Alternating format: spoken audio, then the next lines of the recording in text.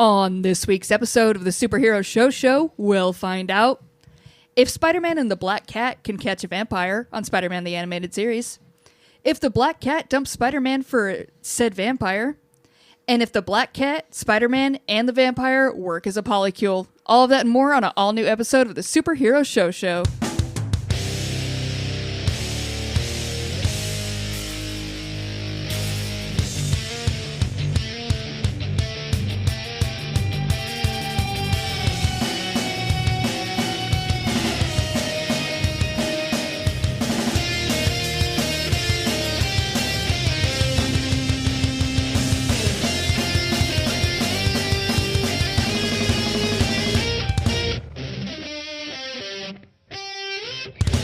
What's up, nerds? Welcome to the Superhero Show, a podcast where friends gather around to talk about their favorite comic book TV shows.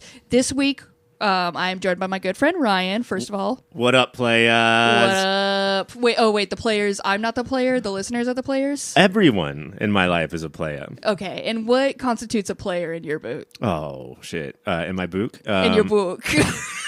That big book of yours. I think it's just saying words weird. Like, instead of book, it's book. Yeah.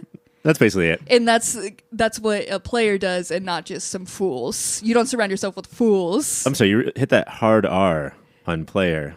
Playa. Yeah, thank you. My apologies. That's such a big difference. You were absolutely right to correct me. Well, guess what, Playa? Yes, that's me. And all the listeners were like, what? Yes. Everyone, all of you. This week, we're digging into Spider-Man the Animated Series. We're taking a break from what came out this week because we've missed our little boy Spider-Man. Ryan, how does it feel to come back to our whiny Spider-Man? Oh, boy, Cassie. I think I'm on the record as probably the only person in the country, based on box office reports, that, like Spider-Man, is a fan. Yeah. And sometimes it's hard for even me to sit through. And there's different iterations of Spider-Man. If you were watching Your Friendly Neighborhood Spider-Man, you get a little bit less of this. But I would say the first 6 minutes of this episode are somehow 30 minutes of him just saying, hasn't mentioned Mary Jane in weeks, but is still like... still really messing him up. Oh, fuck, you know what I should whine about? Mary Jane, Aunt May, the economy right now. My portfolio is just taking a dump. This city in complete shambles. There's so many things, like when we took, normally we're more in this. We take every other week, we're checking in with him. This bigger break, really, like, as soon as we hit it, I was like, has he always been this whiny? Yeah. And then I was like, I remember, he was this whiny, absolutely. And this is the thing, I was trying to wonder. It's hard to do. You're so brave for trying. I'm not actually at the wonder stage yet. Okay. But I hope to be there soon. As a non-comic book reader, are you used to this? Is this every Spider-Man to you? I read so many issues growing up of him doing this, page 1 through 7 of every comic book. Yeah. But your Tobey Maguire, your Tom Holland, is this your Spider-Man? This absolutely is not my Spider-Man. My Spider-Man, first of all, Tobey Maguire, absolutely angsty. But in, I was into Fall Out Boy, in the same way that, Fall Out Boy is angsty, and you got kind of, it's, cutesy to be like that, and not this just whiny, grown-ass man. Fall Out Boy is a good example, because isn't it cute that I still sing these lyrics as a 48-year-old man? Yeah. I'm still singing about how brokenhearted I am, that this girl had the audacity to have sex with somebody besides me. And then Toby, of course, had Spider-Man 3. Yeah, never forget. Where he put the hair down and just truly showed his colors. And that's when all of us in my age group were like, yeah, that's absolutely my Spider-Man. This is right on brand. So, different versions, I feel like the Andrew Garfield one, not really whiny, just kind of a little hyperactive, I guess. Not whiny ever, I don't think. I think that it would have been more like Peter Parker if instead of casting Andrew Garfield, they cast Garfield. God. And he was just like, oh, is it Monday again? Ryan, get you in a studio. The people need it. There's a point in this first 6 minutes. I don't know, we're just diving in, right? Yeah, we don't need to take a cut or anything. Let's just talk to each other like friends for once. We're just human beings. There's a part in this first 6 minute, 30-minute monologue of his that he's like, oh, but I do like Black Cat. No, that makes me even sadder. Just like every time he gets a little bit up, nope, you don't deserve it, Pete, you piece of shit. We open up and he's like, man, everything sucks. Do you guys remember Mary J? I don't know where she is. She's missing because of me. But also, I have found, I think, love. I think I'm happy. Wait, no, I absolutely can't be. Everything you just said is, if not Fallout lyrics, is a title of a Fallout Boy song. That whole thing you just said could be one track. It absolutely could. And we are getting little cutback montages. The montage rate of like reused footage on this one, I think is at the highest point it's ever been on an episode. 28 original cells of animation were used in this episode. Absolutely. The rest was just a clip show of, and I think this might be, based on what little I know about the show, the way of the rest of the run. No. I think that they are out of money and everything's just going to be like, oh God, remember my first adventure? And then they just play the first episode in its entirety. It felt like it was such a pull for them to, like, this episode we're focusing on Morbius. Mm-hmm. Classic, love him. Classic, love that guy. So he, like, it felt like they threw him in and they had to spend so much time reminding everybody. I was like, was now the time to throw to this episode? Because if we needed a whole 28 minutes of like, here's your previous episodes, this is the boy, it felt insane to be diving in here. I think it's better to look at an episode like this as a 24-minute previously on. Yeah. With some bonus new footage. That's what it's like, the way to refer to it. A couple bonus clips. So yes, we do open up. He's whiny. But then in the midst of him whining and feeling terrible, Black Cat does come and just starts like attacking him as a fun little playful game. And it's called superhero flirting. Yeah. And honestly, pretty rad thing to do. Yeah. She comes in and basically kicks him in the face and she's like, you're it now. I'm like, God, that's exactly how you treat him. You get it, girl. Plus, at that point, after his 6th minute of being sad, we all wanted to kick him in the face. He needed a good kick in the face. She does almost die during this. Mm-hmm. She does almost fall off a building, but Spider-Man's right there. And she's like, I fully trusted you. And I'm like, wow, isn't this precious? This is why I love Felicia as Black Cat. Because she's too... This is not just like alter egos. Like, there's Felicia, different. The fucking mean girl bitch, and then Black Cat, who is a superhero or villain or whatever. She was clearly falling, and it was an accident. Yeah. But when she got caught, she was like, I did that on purpose, baby. Because I knew you were there. I know I can follow around you. I was like, God, she's so smooth. A true icon. During I don't know, they're playing this little game. And then at some point, it just cuts to Morbius. I mean, so much. Oh, it cuts to the cave. It's Debra. Yes. We have them like just hanging out doing this time, and then it's like, you know what? Let's cut to the other part of the world where Debra and Clay, her good buddy Clay, they're best of friends. They are exploring caves looking for Morbius. Now, is it cool? Is it true that Debra is in love with both Flash and Morbius, and Felicia is in love with both Flash and Morbius? I got so confused watching this on the Triangle because I didn't know so many people loved Morbius. Right. And I don't remember that. And that it was established in flashbacks for us, actually. It was, we get Debra, and Flash is basically like, it's crazy that we're out here looking for this bat, and they find him hanging in the cave. Morbius looks different now. He's gone through full vampire puberty at this point. Yeah. And is, I would say, more bat than man. Absolutely full bat. He's hanging in a cave. I mean, he's upside down. He's upside down. What more proof do you need? He's not waking up to the sound of them, like, just exploring this cave and shining a light in his face. He's absolutely not. He's reading a book called Echolocation. How to do it. He's getting pretty good at it. Mm-hmm. And then Flash is like, hey, didn't you have, like, it's like, you were close to this guy, weren't you? And we get this flashback of like them having a whole relationship. She super loves this Batman. And let's see, this is minute 12, so this is our 13th flashback in the show. Yeah. Which I did need that one. And then, so they like take him back. They establish like she's got all this technology. She's going to take him back. She's going to cure him. Right. We then cut to a press conference where Kurt Connors is like, hey, check it out. You remember this boy? We got him. We got him, and he's in the city, and he's under our control. And this is the point, the Kurt Connors is the point where I have no idea what is new and old. Nope. I don't know what is a flashback or not. I remember this one point where they're like, this is a person at the press conference. And everybody's like, yeah, who? And he's really into human plasma. And everyone freaks out. And I guess rightfully so, but also I don't think they would have known what that was. No, it's also like, I was like, how do you announce that to the public that we've brought back a vampire? And they tried with just plasma. They're like, it's casual, it's plasma, it's the harder part of the blood to get to, and he fucking loves it. But he's here for it. And keep in mind, guys, this is not one of those scary vampires with fangs. I totally forgot this part. He eats your blood through holes in his palm, so it's fine. Yeah, the messed up individual who was like, everybody knows vampires. We got to take a spin on it, and it's suckers in the hands. It's the worst thing, and we have to see it so many times in this episode as flashback and in the current. Like, they used new sales. They used some of their limited money to draw new sucker hands, and I'm so mad at them for it. I'm so mad. But yeah, they're basically like, hey, we're going to do some things. Here he is. And then we cut to the Kingpin, who also, of course, has to be a part of this. There's a part where I don't even know if Spider-Man's on screen, but you hear Spider-Man off screen go like, oh, and of course the big man has to be here. Like, just every week, Kingpin's like, hey, what are you guys doing? Hey, can I get in on this? I need a little piece of this. And it's because it's all happening at the like Landon Society or something, the science building that Kingpin owns, basically.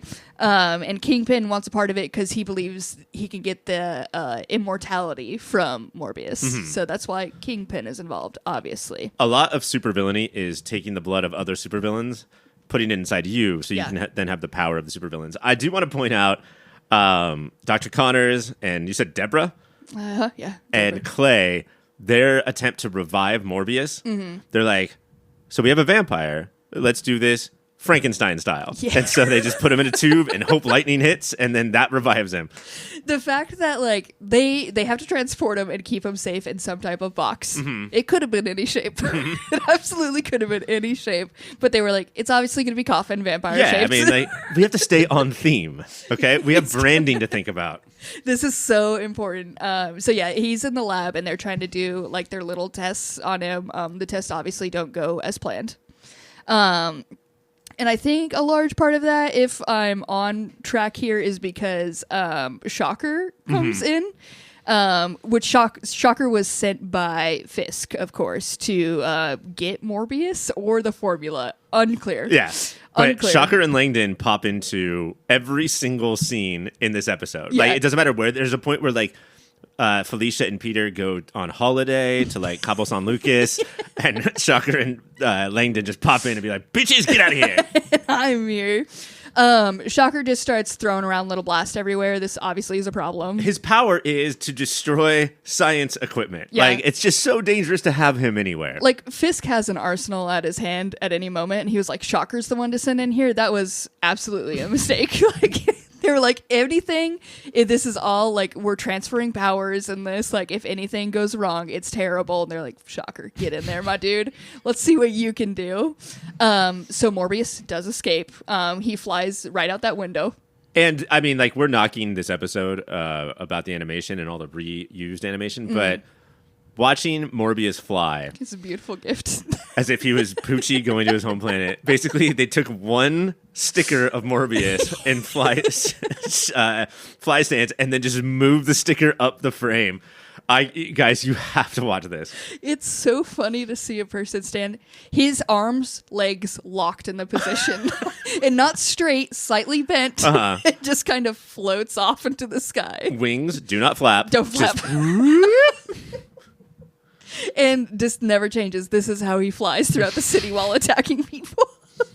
There's parts where, like, Spidey or Black Cat or whoever are going after him, and they stop after he starts flying, and it's not because they can't catch him. They're just like, what the fuck was that? They're so dumbfounded. They just have to watch him go through the air. They're like, he's moving closer, I think, yet he's not moving in any way. While this is happening, we get flashbacks, like, Peter Parker, like, Felicia's going on holiday, which everyone's like, Peter Parker's like, this is so good that she's on holiday because this would break her. Because we all knew that she absolutely loved Morbius too. Of course. To the point where she still has a photo of him on her dresser, and then we'll talk to that photo. You gotta do it. You gotta do it for your exes. And at this point, I was like, oh no, we have a problem here because she is deeply in love with Morbius still. I mean, I love what the writers were thinking of, like, all right, let's get rid of Mary Jane. Peter, Morbius, and Felicia is the love triangle all the kids want to see. The people have been begging for it. But she was getting ready to leave. She sees on the news this press conference, and she's like, "Oh my god!" And then like she's out there trying to catch Morbius. She's stopping Morbius from getting attacked because she got help from Blades. Who is this person that she got the little gun from? This is Whistler. Okay. Who, I guess is played by Chris Christopherson in Blade 1 or 2 or 3. One of them. So yeah, I feel like we're not the two best people to go to about this, but Whistler's back. Let's say that. Whistler's back. She's showing up to him as the Black Cat and is like, hey, for some odd reason, I really care about this guy. And he's like, absolutely, here's the weapons you need to get him. And he gives her, I mean, it's just a little handgun that's like, this destroys the vampire? Yeah. One is like the first time she goes to him, there's like one, he's like, this just kind of mellows him out. This is his vibe. This is the sativa. this is the indica. And then this one murders him. Pick your choice. Murder. I'll take murder. So she's out and about with a murder gun for him, but she does deeply love him. And the NRA said, murder guns, that's our Second Amendment right. We should be allowed to carry them. And you should be able to go up to a strange man and ask for it, and he should absolutely give it to you. No questions asked. As long as he asks if you're a cop first. At some point, we get everyone going after Morbius. They're like, Felicia gets a moment. Like, Morbius is attacking, so everyone's like, Peter Parker's trying to defuse. Shocker's just trying to get him to take him to Fisk. And in the midst of this, like, Peter gets knocked out. Felicia has a moment to shoot him with the gun, but doesn't shoot him with the gun because she loves him. Right. And Shocker's in a helicopter, and I don't know, at this point, he just fucked off. Like, I don't know, he fucked up and, like, it's crashed somewhere or something. Yeah, it's a classic animated episode where everyone is coming to be here for the third act, and they spend about 10 seconds, and then they're like, nope, I'm out. Kingpin gets his ass kicked by Black Cat almost immediately when he comes in. Yeah. And then when Morbius is let out, Kingpin's like, nope, I'm out, and then goes through a door, shuts a metal door in front of him. Morbius bangs on that for 45, 50 seconds. Yeah. And we have, like, basically, like, Morbius and Felicia get a moment where, like, Felicia's like, hey, you can't attack them. Do you remember me? And he's like, no, you look completely different. You have a little mask on. How would I recognize who you are? Morbius is like, he's full bat, and he's like, Felicia, what happened to you? What happened to her? Bitch, you're a goddamn monster. You have a little outfit on now. What has happened to you? She has a domino mask on. You are a disgusting freak. But he's like, oh my god. They feel like they both love each other. And then there's poor Debra somewhere who also is just getting devastated by this. But these two, like, they seem like a real item and want to be together. I think that, though, Debra does have a scene earlier where Flash is there, and she does sort of start to have feelings for him again. Mm-hmm. So now we're in a love pentagon. Yeah. Yeah, also, going back to that moment with Flash, because I forgot. So Deborah's, like, in the lab, like, just, like, researching. And Flash just kind of sneaks into Mosey's the lab. On in, yeah. And he's like, are you talking about Morbius? I'm like, why are you here? Like, are you just coming in to check when she talks about Morbius? Like, what's happening? He says, I wrote this down. Are you talking about Morbius? My name is Flash from season 3, episode 2. Thanks, Flash. Thanks, Flash. You're a great guy. At this point, like, Morbius, I think, like, because she has this moment to kill him with the kill gun, she doesn't want to because she loves him. So he just kind of floats off into the sky. Mm-hmm. Poochie style. And I feel like that's just the only resolution we get on this. Well, I mean, there's one more thing, Cassie, if I may. Yeah. Spidey and Black Cat. I use those terms specifically because we're not really talking about Peter or Felicia. Yeah. It's like we're talking about these alter egos trying to figure out. Black Cat says, I don't know if I really want to have a relationship with Spider-Man. Despite that, Felicia's feeling really bad about Morbius escaping, or she doesn't know where he is, and Spidey just keeps saying, like, oh, okay, no relationship then. I'm just going to keep grabbing you and doing, like, this dry, humpy thing while we talk at all times. Yeah, weird. I've never seen him do that before. I didn't love it. It's very weird. It's a very weird time each time. We also have in the real world, as when they're Peter and she's Felicia, he goes off he has to take photos of this press conference, and he is ditching a full class of kids that he just throws at her and doesn't wait for her to respond. Truly is just like, you're going to take my class, and then literally runs to his car. I'm like, this man sucks at like as Spider-Man, just like mask everywhere. on, mask off. Just a garbage human being. But yeah, we get the end of this episode is just like Morbius out there, Black Cat being like, "Hey, are we a thing? Like, who do I care about?" Spider-Man being like, "I'm a little bitch," and that's the episode. What I wanted from the ending is all of that, plus then Black Cat saying, "Wait, do I love Debra?" And then let's just add another layer onto our love shape, whatever shape it is right now. That's absolutely what we needed. Again, get you in a studio.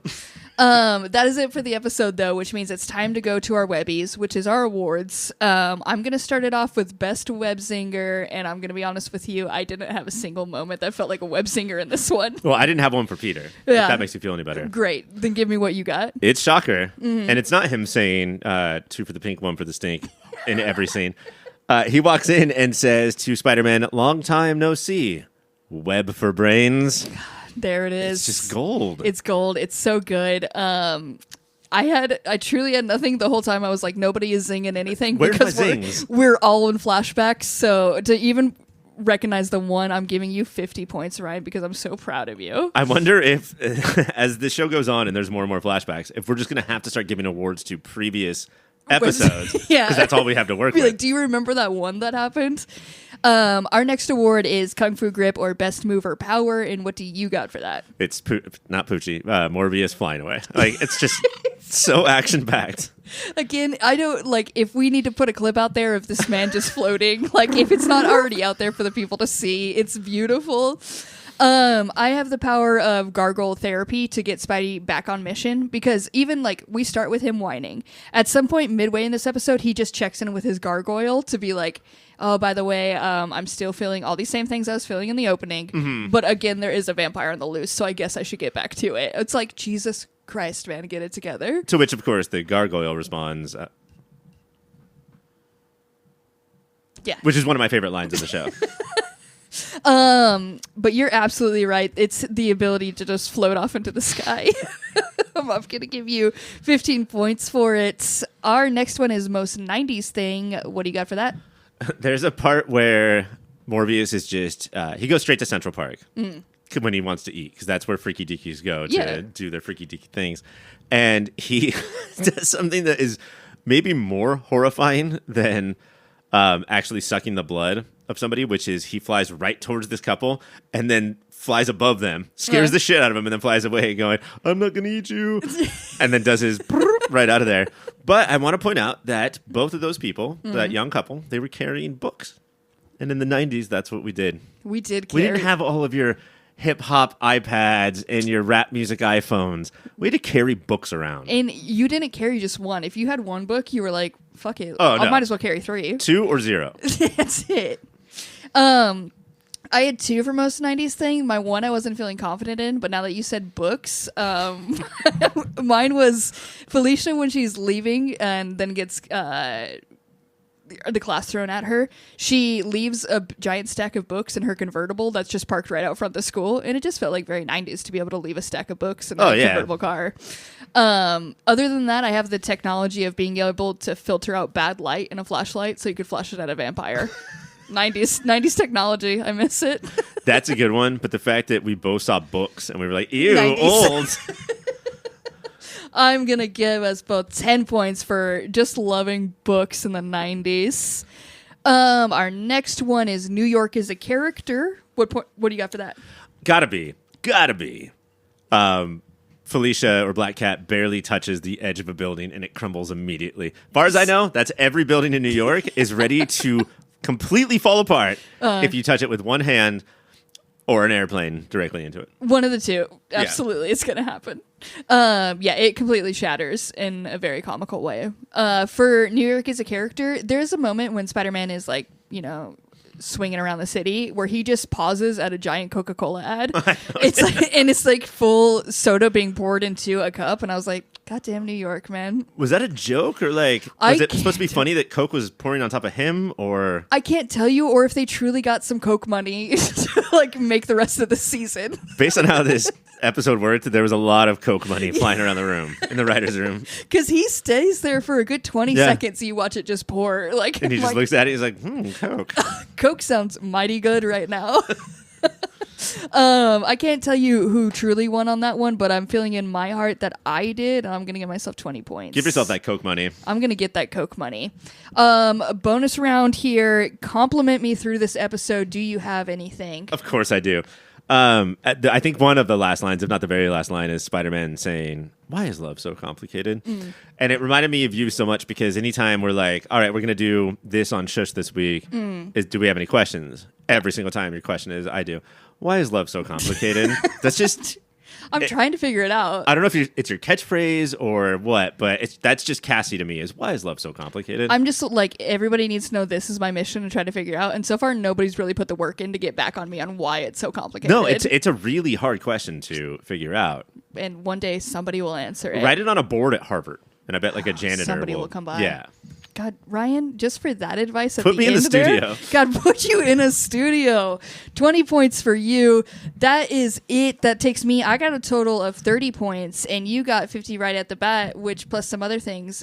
Yours is way higher than mine at the very least. At least 100. No, not 100. 80 at least, I would say, for you, Ryan. So you're the Spider-Man boy for the week. Oh, coming from you based on this episode? Not a super compliment, but no. Thank you anyway. Cherish it. Let the people know all week. You'll be like, hey, I'm the Spider-Man boy, and you need to respect me. That's it for this episode, though, besides plugging things, which means websites. Do you know of any websites that people should be checking out? Well, of course I know one. Cybersprout.org. .net. .net, of course. The net, dog. Cybersprout.net is your digital partner for the digital world. And they help you make digital things. And you should check them out for your digital needs and wants.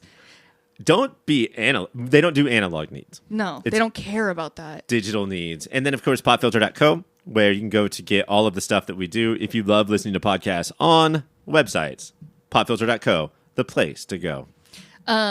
You should also, if you shop on Amazon, I want to switch how you do that. When you're ready to go to Amazon, instead you're going to do popfilter.co/Amazon. Because then we get a couple of pennies from each purchase that you make. At least a penny. And like, we need those I think it's pennies. less than a penny, but... we get like a little quarter, like a little section of a penny. So if you guys could shop that way, it'd be so rad for us. We need it like Spider-Man needs that Coke money. Please give it to us. And just so you know, when you buy stuff in Amazon through that link, it's for Coke. It's so, absolutely just so you know. for Coke, and we need it, you guys. We have another show on the network. It's called Movie of the Year. What are they up to right now? Right in this moment. We are wrapping up our 2024 coverage. We are announcing our movie of the year on the show Movie of the Year. Well, it's back to it. And then after that, we are back to the 1996 season where we're doing movies like Jerry Maguire. Ever heard of it? With Melinda Clarke from the OC. What? Yes. And her daughter CG. And then, of course, Fargo, That Thing You Do, Independence Day. Mm-hmm. Those are movies that you've heard of, right? I've heard of them. Okay, cool. Yeah, I know general things about them.